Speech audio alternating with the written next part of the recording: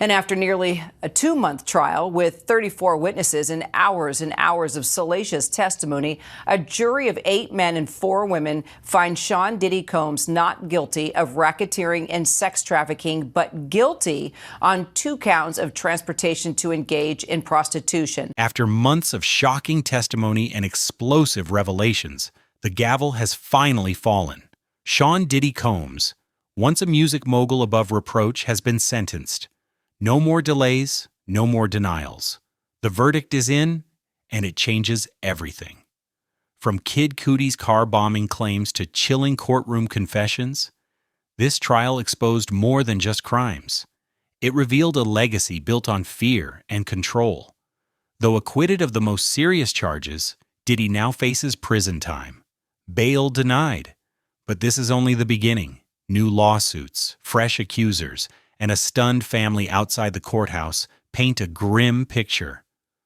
What really happened behind the scenes? And what does this sentence mean for the empire Diddy built? Stay tuned. We're breaking down the entire trial from the first bombshell to the final goodbye. What's next for P. Diddy? Sentencing, lawsuits, and a new assault allegation. After months of intense media scrutiny and courtroom drama, Sean Diddy Combs walked away from his criminal trial with a mixed verdict. He was acquitted of the most serious charges, racketeering, conspiracy, and sex trafficking, but still convicted on 2 counts related to transporting individuals across state lines for prostitution. While some saw the outcome as a partial victory, the consequences he now faces are far from over. Sentencing for Combs is currently scheduled for October. Meanwhile, the court has repeatedly denied him bail despite his lawyers' efforts to secure his release after the verdict, leaving the music mogul behind bars as the clock ticks toward Judgment Day. Under the Federal Mann Act, which he was convicted of violating, Diddy faces up to years in prison, years for each count. While prosecutors are reportedly seeking a sentence closer to months, the judge has broad discretion, as there are no mandatory minimums attached to the charges. But legal troubles are only part of the storm circling Combs. Financially, he's staring down a potential government seizure of assets and a cascade of civil lawsuits. Most recently, a new allegation emerged from a former exotic dancer who claims Combs drugged and assaulted him, an incident that allegedly resulted in lost teeth and required gastric surgery. This case adds to a growing list of accusers and civil litigations that threatened both his reputation and his fortune. Former sex crimes prosecutor and criminal defense attorney Matt Murphy offered insight into the case, noting that the RICO charge was always a shaky fit. This wasn't the mafia. Bad Boy Records is a real business, Murphy explained. Trying to frame it as a criminal enterprise just didn't work for the jury. He emphasized that the Mann Act, a century-old law originally aimed at curbing prostitution, was far more applicable, but still controversial due to its broad interpretation. Murphy also questioned the prosecution's strategy, suggesting they may have overreached by including multiple witnesses with problematic pasts instead of narrowing their case to stronger, more credible testimony. They might be second-guessing themselves for the rest of their careers. He said at the heart of the issue is a broader debate about justice, power, and accountability. While Combs escaped the most explosive charges, his legal journey is far from over. The next few months could reshape everything from his freedom to his finances and ultimately his legacy. How did Diddy end up here? The road to scandal and legal trouble. To understand the legal storm surrounding Sean Diddy Combs, it's essential to trace how he got to this point. A path that began decades ago with extraordinary fame and power and is now unraveling in public view. Known by many names, Puff Daddy, P. Diddy, or simply Diddy, Sean Combs built a towering empire in the music industry. As the founder of Bad Boy Records, he launched the careers of iconic artists like the Notorious B.I.G. and became one of hip-hop's most influential figures. His success in the S and early S made him not just a musical tastemaker, but a symbol of wealth and cultural dominance. At one point, his net worth was estimated at over $1 billion, a reflection of the enormous financial and social capital he accumulated over time. Yet for years, rumors swirled behind the scenes. Whispers of violent behavior, industry manipulation, and even connections to darker conspiracy theories followed him. From allegations involving Kid Cudi's car explosion to the persistent, though unproven, rumors surrounding Tupac Shakur's death. Still, none of these shadows ever stuck until that year, Diddy's ex-girlfriend Cassie Ventura filed a bombshell lawsuit, marking a seismic shift in the public perception of Combs. After years in silence and darkness, I am finally ready to tell my story, Cassie declared, to speak up on behalf of myself and for the benefit of other women who face violence and abuse in their relationships. Her allegations were disturbing and detailed. According to the suit, not long after they began dating, Combs began drugging her to make her more compliant. She described repeated episodes of physical abuse, claims that he beat her multiple times a year. More horrifyingly, she alleged that he coerced her into having sex with male prostitutes while he watched, filmed, and pleasured himself. Actions that suggested a deeply controlling and exploitative dynamic. Cassie painted a picture of a man who not only dominated her personally, but also professionally.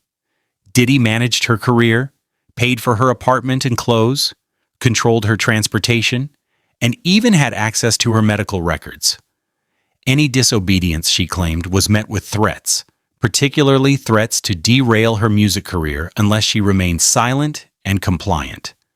The downfall of Diddy, from settlement to indictment. The lawsuit filed by Cassie Ventura sent shockwaves through the entertainment industry. Though the case was settled privately and never made it to trial, the implications were clear. To many observers, the swift settlement read less like a resolution and more like damage control, an attempt by Sean Diddy Combs to keep explosive allegations from playing out in a public courtroom. But the Cassie case was just the beginning. The settlement seemed to spark a flood of new legal actions against Combs. Over the following months, he became the target of an avalanche of lawsuits, alleging everything from abuse and sexual assault to intimidation and trafficking. At one point, Diddy was named in what sources described as hundreds of civil suits, painting a disturbing portrait of long-term systemic misconduct. Despite the mounting accusations and the media firestorm, Combs remained legally unscathed for a while. That changed dramatically when federal agents raided his homes. In a rare joint operation, Homeland Security investigations executed raids on multiple Diddy properties, with agents from New York, Los Angeles, and Miami involved. In a brief statement, they confirmed the actions were part of an ongoing investigation, though details were initially sparse. During the raid, Combs' sons, Justin and Christian, were also reportedly detained in handcuffs, suggesting the investigation had serious weight behind it. Around the same time, the public got its first undeniable piece of evidence. CNN obtained and released surveillance footage showing Combs physically assaulting Cassie in a hotel hallway. The graphic video showing him shoving and kicking her left little to interpretation and sent shockwaves across the internet. In response, Combs released a public apology. So difficult to reflect on the darkest times in your life. I hit rock bottom, he admitted. My behavior on that video is inexcusable. I take full responsibility. I'm disgusted. I'm so sorry. I'm not asking for forgiveness. I'm committed to becoming a better man. But the apology would not be enough to stop what came next.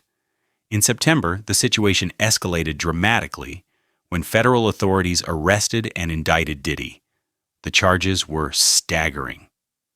According to the indictment, Sean Combs led and participated in a racketeering conspiracy that weaponized his vast business empire to commit crimes including sex trafficking, forced labor, kidnapping, arson, bribery, and obstruction of justice.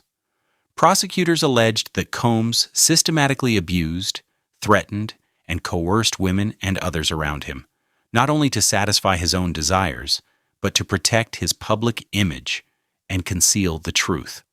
To do so, he reportedly enlisted his employees and used his companies to create a sprawling criminal network. The indictment detailed years of physical abuse. From onward, Combs allegedly struck, punched, dragged, kicked, and threw objects at women. Acts of violence carried out behind the veil of fame, luxury, and power. At the heart of the case lies one of the most disturbing allegations: the so-called freak-offs. These were wild, drug-fueled parties that allegedly lasted for days and, according to multiple witnesses, involved the use of narcotics and coercion to force both men and women into sexual acts. The government alleges that these events weren't just hedonistic excess. They were part of a broader system of abuse and control designed to satisfy Combs' personal desires while silencing potential threats to his reputation. Based on these accusations, the U.S. Attorney has brought 3 primary charges against Diddy: racketeering conspiracy, sex trafficking by force, fraud, or coercion, and transportation for the purpose of prostitution. The full indictment includes more disturbing details, many of which have been examined in previous media reports. But as the trial unfolds, the situation is becoming even more dire for Combs. The trial begins. Facing federal indictment is no small matter.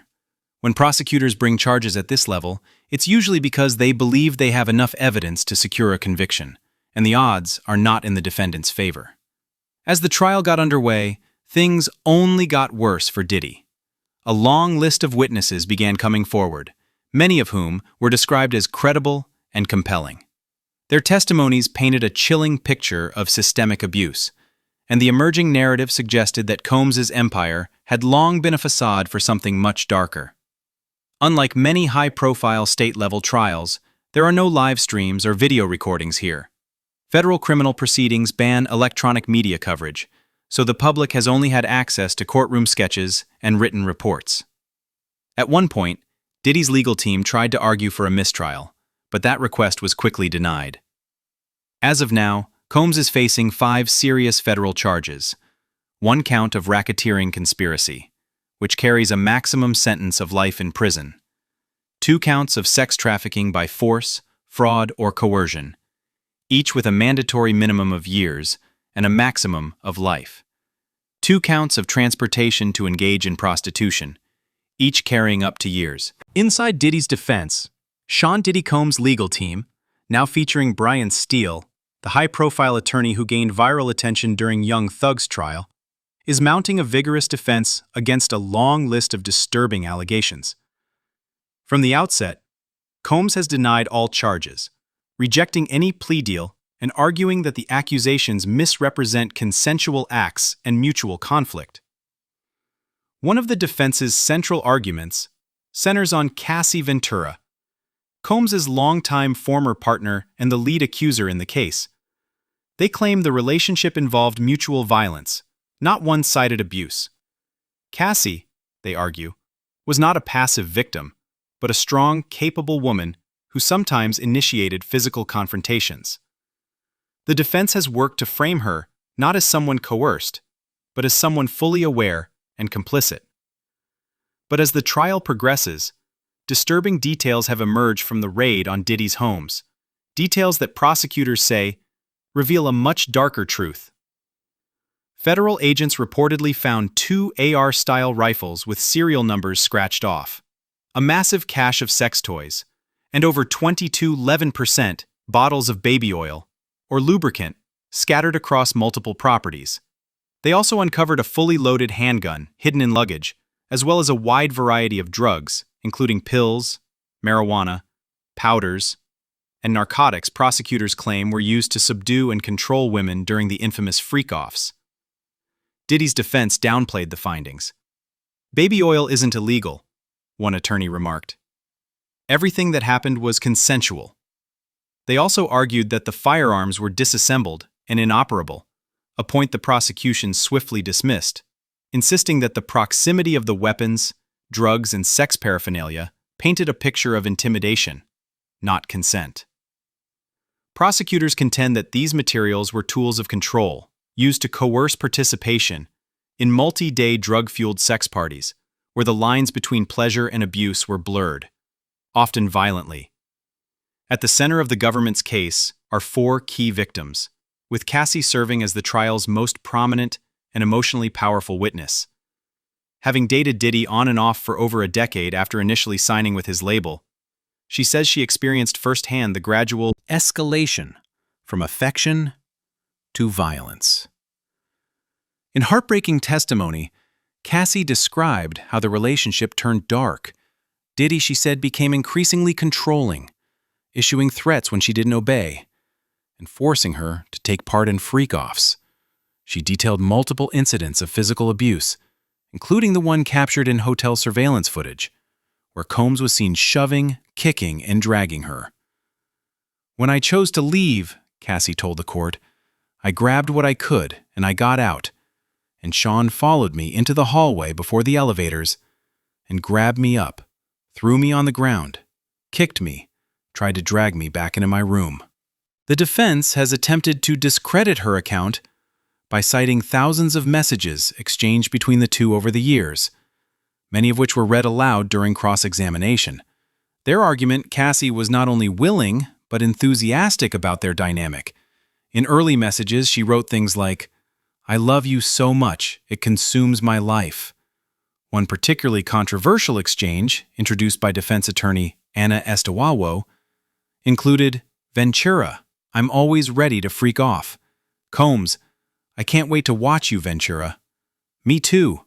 I just want to be uncontrollable." As the defense worked to reshape the narrative in Sean Diddy Combs' trial, attempting to cast his relationship with Cassie Ventura as consensual and even affectionate, Ventura made it clear she wasn't willing to let her words be twisted. One of the messages the defense presented was a text Cassie sent to Combs. "I miss you. I miss our love-making sessions in the afternoons." When asked if she was referring to the infamous freak-offs, Ventura responded simply, "Not necessarily." She went on to testify that despite that message sent in, she was living through a period of emotional turmoil. That same year, she claims Combs struck her in the face. Despite the violence, she admitted to trying to rekindle their relationship. But as she made clear, the story is far from over. The unfinished story, the ongoing legal battles, the potential impact on Diddy's finances and legacy, and the broader implications of the case, the uncertainty of the future, the debate about justice and accountability, and the lasting questions surrounding Diddy's empire.